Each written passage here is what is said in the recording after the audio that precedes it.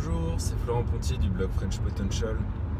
Je voulais juste aujourd'hui vous faire une petite vidéo pour ceux qui disent qu'on a besoin d'argent pour investir dans l'immobilier.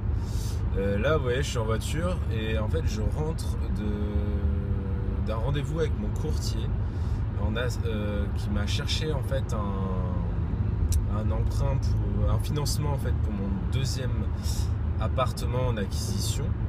Et donc en fait j'avais pas le temps de chercher moi-même avec la maison, ma première acquisition là à gérer encore, j'avais pas du tout le temps de gérer ça. Donc on m'a recommandé un courtier, je suis allé le voir il y a 2 semaines. Et en 2 semaines en fait il m'a trouvé un financement sur 25 ans. Donc déjà c'est top parce que les mensualités elles sont basses et en plus sans apport. Donc 0 de ma poche.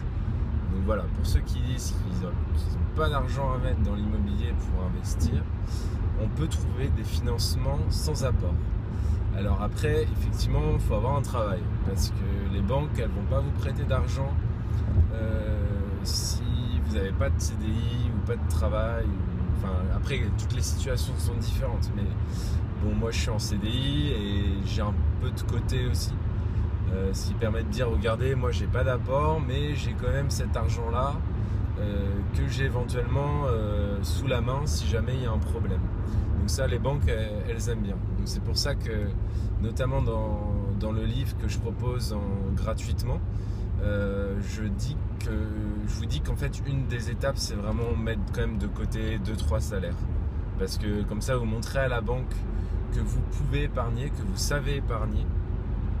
Et les banques, elles aiment ça en fait, parce que si elles voient quelqu'un qui sait bien gérer son argent, mettre un peu de côté tous les mois, et bah, elle va plus facilement lui prêter que quelqu'un qui a découvert, qui a 0 de côté et qui souhaite emprunter de l'argent pour investir.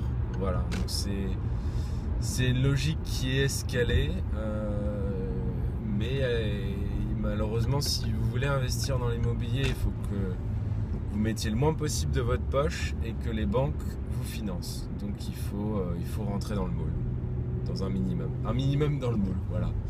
Donc voilà, tout simplement une petite vidéo pour vous dire ça. Donc je suis assez content d'avoir trouvé ça aussi rapidement, surtout sur 25 ans. Je pensais qu'on allait me proposer sur 20 ans. Donc si vous voulez en savoir plus, notamment pour comment arriver à la banque avec un bon dossier, il y a 5 étapes que j'ai franchies qui sont vraiment importantes si vous voulez commencer à investir.